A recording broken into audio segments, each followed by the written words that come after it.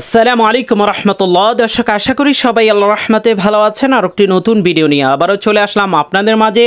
আজকের ভিডিওটি স্পেশালি যাদের ব্র্যাক ব্যাংকে অ্যাকাউন্ট আছে, আপনি যদি ব্র্যাক আস্থা অ্যাপের মাধ্যমে কোনো ধরনের ফান্ড ট্রান্সফার করেন, যদি সেটা ফেলড হয়, টাকা ওই ব্যাংকে জমা না হয়, কিভাবে আপনি ঘরে বসে আস্থা অ্যাপের মাধ্যমে সেটা সমাধান করবেন, কোনো ধরনের ব্রাঞ্চে অথবা হেল্পলাইনে ফোন না দিয়ে এটা সমাধান করতে পারবেন। তো চলুন দর্শক, শুরু করি আজকের ভিডিওটি। আর যারা এখনও পর্যন্ত আমাদের ইউটিউব চ্যানেলটি সাবস্ক্রাইব করেনি, চ্যানেলটি সাবস্ক্রাইব করার বিশেষ অনুরোধ করছি।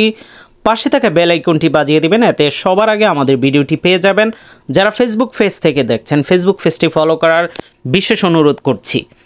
দর্শক, প্রথমে আপনার আস্থা অ্যাপে লগ ইন করতে হবে। আপনি আপনার ইউজার পাসওয়ার্ড দিয়ে লগ ইন করে নেবেন। বিশেষ করে প্রবাসীদের জন্য খুবই গুরুত্বপূর্ণ হবে আজকের ভিডিওটি, তাই ভিডিওটি না টেনে সম্পূর্ণ ভিডিওটি আমাদের সাথে কন্টিনিউ করুন, এতে আপনি উপকৃত হবেন। কারণ এই সমস্যা যে কোনো কারোর সাথে যে কোনো টাইমেই হতে পারে। তো দর্শক, প্রথমে আমরা এখানে অ্যাকাউন্টের উপরে ক্লিক করলে কিন্তু মিনি স্টেটমেন্ট দেখা যায়, সেটা আপনাদেরকে দেখাচ্ছি।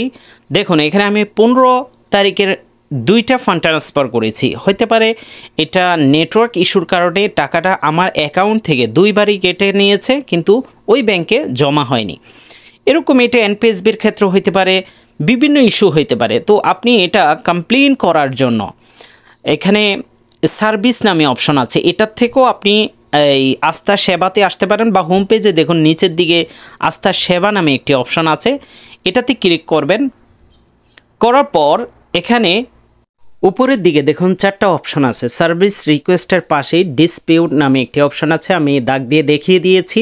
এটাতে আপনি ক্লিক করবেন, এরপর আপনার অ্যাকাউন্ট এই অপশনে ক্লিক করবেন কমপ্লেন করার জন্য। কোনো ধরনের ফান্ড ট্রান্সফার হইতে পারে, এটা এটিএম উইথড্রয়ের সময় সমস্যা হইতে পারে, আপনার যে কোনো সমস্যায় ফান্ড ট্রান্সফার রিলেটিভ যদি কোনো সমস্যা হয়, এখানে আসার পর এরপর সার্ভিস রিকোয়েস্ট এটাতে আপনি ক্লিক করবেন। এখানে দেখুন, আপনার যদি বিএফটিএন করে আদার ব্যাংকে, মানে যে কোনো ব্যাংকে ফান্ড ট্রান্সফার করার সময় টাকা জমা না হয়, বিএফটিএন করার পর অপেক্ষা করতে হবে 2 কর্মদিবস। যদি অপেক্ষা করার পরও টাকা জমা না হয়, তখন আপনি এভাবে কমপ্লেন করবেন। এরপরে ব্র্যাক ব্যাংকের এটিএম থেকে টাকা উঠানোর সময়, বা ডিপোজিট করার সময়, এবং এনপিএসবি করার সময়, বা আরটিজিএস করেছেন, ঠিক আছে, এখানে যে সমস্ত সমস্যাগুলো আছে ফান্ড ট্রান্সফার ক্ষেত্রে বা ডিপোজিটের ক্ষেত্রে, এই ধরনের কোনো ইস্যু হইলে আপনি এটা এই আস্থা সেবার মাধ্যমেই আপনি এটা সমাধান করতে পারবেন। তো যাই হোক, আমি এনপিএসবি করেছিলাম। এনপিএসবি করার কারণে অনেক সময় আছে অটোমেটিকভাবে এনপিএসবি চ্যানেলে যদি কোনো ওই ব্যাংকে সমস্যা হয়, সেটা অটোমেটিকভাবে রিফান্ড চলে আসে। যদি অটোমেটিকভাবে রিফান্ড চলে না আসে, তখন আপনি এভাবে কমপ্লেন করে দিবেন। তো আমরা এনপিএসবি আদার ব্যাংক ইনস্ট্যান্ট ট্রান্সফার এটাতে ক্লিক করলাম। এরপরে আপনি কি ওই ব্যাংকে কার্ডে টাকাটা পাঠিয়েছিলেন, না অ্যাকাউন্টে রিসিভার, মানে যাকে পাঠিয়েছিলেন? তো আমি সাধারণত অ্যাকাউন্টে আমরা পাঠিয়ে থাকি। যদি রিসিভার এসি হয়, তাহলে উপরেরটাতে ক্লিক করবেন, আর যদি কার্ডে পাঠিয়ে থাকেন, কার্ড সিলেক্ট করবেন। এরপরে কোন ডেটে ট্রানজ্যাকশনটা করেছেন, সেই ডেটটা এখানে এক্স্যাক্টলি আপনি দিয়ে দেবেন। এটা কিন্তু আপনার যে হোম পেজে আপনার অ্যাকাউন্টের উপরে ক্লিক করলে ওখান থেকে আপনি একটা স্ক্রিনশট নিয়ে নেবেন, আগে থেকে ওখানে বিস্তারিত দেওয়া থাকবে। এরপরে আমরা ওই ডেটটা সিলেক্ট করে দিব, ট্রানজ্যাকশন ডেটটা, যেই ডেটে আপনি এক্স্যাক্টলি ট্রান্সফারটা করেছিলেন বা যে সমস্যাটা পড়েছিলেন, এবং কোন ব্যাংকে আপনি এই ট্রান্সফার করেছেন সেই ব্যাংকের নাম এখানে আপনি সিলেক্ট করে দিতে হবে। আপনি যে ব্যাংকে পাঠিয়েছেন, টাকাটা যায়নি, আটকিয়ে গিয়েছে, এই ধরনের কোনো ইস্যু হলে ওই ব্যাংকের নাম, যে ব্যাংকে পাঠিয়েছেন, যার কাছেই হোক, এটা আপনার আত্মীয় স্বজন, আপনার নিজের অ্যাকাউন্ট, যারই হোক, ওই ব্যাংকের নাম লিখবেন। এবার যে অ্যাকাউন্টে পাঠিয়েছেন, যদি অ্যাকাউন্টে পাঠিয়ে থাকেন, ওই অ্যাকাউন্ট নাম্বারটা সঠিকভাবে এখানে রিসিভার অ্যাকাউন্ট নাম্বার লিখে দিবেন। আর যদি কার্ডে পাঠিয়ে থাকেন, কার্ডের নাম্বারটা এখানে বসিয়ে দিতে হবে। এরপরে আপনি ট্রানজ্যাকশন অ্যামাউন্ট, কত টাকা তাকে পাঠিয়েছিলেন। যেমন আমার সমস্যা হয়েছিল 36,000 টাকার মতো। এটা আমি 2বারই ওটিপি দেওয়ার পর এরপরে ইরোর চলে আসছে, ঠিক আছে। এটা বিভিন্ন ইস্যু হইতে পারে, যদি টাকা না যায় আপনারা এইভাবে এই ঘরগুলো ফিল আপ করে এটা কিন্তু করতে হবে। আমি অ্যামাউন্টটা দিয়ে দিলাম। এবার অ্যামাউন্টটা দেওয়ার পর আপনার ইমেলে যদি কোনো ধরনের এটা স্লিপ আসে, ঠিক আছে, আমার ক্ষেত্রে ইরোর আসছে, ওইটা যদি স্ক্রিনশট থাকে, ওইটা এই যে চুজ ফাইলে ক্লিক করে সেটা দিয়ে দিতে পারেন, না দিলেও সমস্যা নেই। আপনি টার্মস অ্যান্ড কন্ডিশনের উপরে ক্লিক করে সাবমিট অপশানে ক্লিক করে দিতে পারেন, অথবা স্টেটমেন্টের একটা স্ক্রিনশটও এখানে অ্যাড করে দিতে পারেন। আমি একটাতে দিয়েছি আর একটাতে দিই নাই, কিন্তু দোনোটাতেই আমার টাকা চলে আসছে। যাই সাবমিটে দেওয়ার পর ওটিপি আসবে, সেটা দেওয়ার পরেই কিন্তু আমাদের এই দেখতে পাচ্ছেন রিকোয়েস্টটা সাকসেসফুলভাবে অ্যাড হয়ে গিয়েছে।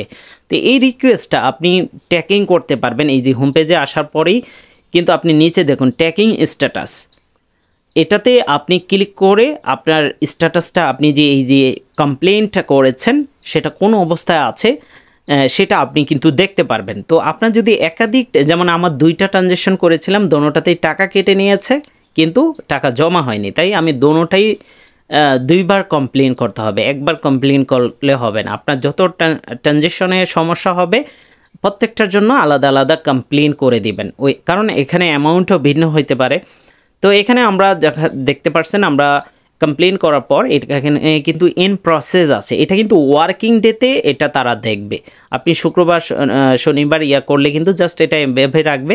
যেমন আমি রবিবারে যখন এটা খোলা হলো ব্যাংক, আমাকে কিন্তু রবিবারেই সমাধান দিয়ে দিয়েছে। দেখুন আমার স্টেটমেন্টে দেখতে পারতেছেন আপনারা, এখানে কিন্তু 36,000 করে 2বার রিটার্ন আমার অ্যাকাউন্টে জমা হয়ে গিয়েছে। তো এটা সর্বোচ্চ আপনি কমপ্লেন করলে মেজর সমস্যা হলে 10 কর্মদিবস সর্বোচ্চ লাগতে পারে, অথবা 1 কর্মদিবসও লাগতে পারে। আমার ক্ষেত্রে 1 দিনের মধ্যেই চলে আসছে, এটা আপনার ক্ষেত্রে আরও বিশাল সময়ও লাগতে পারে। আমরা যদি আস্থা সেবাতে এসে আবার ট্র্যাকিংয়ে যাই, দেখুন আমার টাকা কিন্তু চলে আসছে, কিন্তু এখানে ট্র্যাকিং কিন্তু এখনও ইন প্রসেস দেখাচ্ছে। তো ওইটা আপনারা দেখে লাভ নেই, যদি টাকা চলে আসে তার মানে 100% টাকা চলে আসছে। তো এটা আমার ক্ষেত্রে ভালো লেগেছে, আশা করি আপনাদের ক্ষেত্রেও দ্রুত টাকা চলে আসবে। তো দেখুন এখানে কিন্তু এখনও ইন প্রসেস দেখাচ্ছে, অথচ আমি কিন্তু টাকা পেয়ে গিয়েছি। তো স্ট্যাটাসটা অনেক সময় এটা আপডেট হইতে একটু সময় লাগে। তো আপনারা দেখতে পারলেন খুব সহজভাবেই কিন্তু আমি কমপ্লেন করে কোথাও ফোন দিতে হয় না, ব্রাঞ্চে ফোন দিতে হয় নাই, হেল্পলাইনে ফোন দিতে হয় নাই, সব কিছু কিন্তু আমি বিদেশে বসেই বা আপনি ঘরে বসেই করতে পারবেন। আর যারা বিদেশ থেকে দেখাচ্ছেন ব্যাংকিং ওটিপি অথবা বিকাশ নগদ ব্যবহার করার জন্য আপনার সিম কার্ড যদি রোমিং চালু করতে চান, স্ক্রিনে দেওয়া হোয়াটসঅ্যাপে যোগাযোগ করুন। আর যাদের অলরেডি সিম কার্ড রোমিং চালু আছে, আপনি যদি বিকাশ অ্যাপস ব্যবহার করতে চান বিদেশে, সেক্ষেত্রে আমাদের যে সার্ভার আছে সেটার মাধ্যমে আপনি বিকাশ উপায় দোনোটাই ব্যবহার করতে পারবেন। এছাড়াও বর্তমানে কিন্তু নগদ অ্যাপস কিন্তু বিদেশে ব্যবহার করা যায় না, নগদের জন্য আলাদা ভিপিএন আছে, সেটার মাধ্যমে আপনি নগদ এবং বিলিয়েন্ট আইপি কলিং অ্যাপসগুলো ব্যবহার করতে পারবেন। এছাড়া আপনি যদি বাংলাদেশে কথা বলতে চান কোনো ধরনের ভিপিএন ছাড়া, সোনিডো ব্যবহার করতে পারেন। সোনিডোর রিচার্জ আমাদের থেকে নিতে পারবেন, যে কোনো দেশের নাম্বারে খোলা থাকলেই চলবে।